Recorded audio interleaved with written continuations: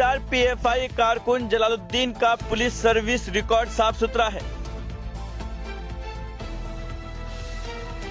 मुबीना मुल्क मुखालिफ सरगर्मियों में मुलविस होने के इल्जाम में 2 अफराद गिरफ्तार।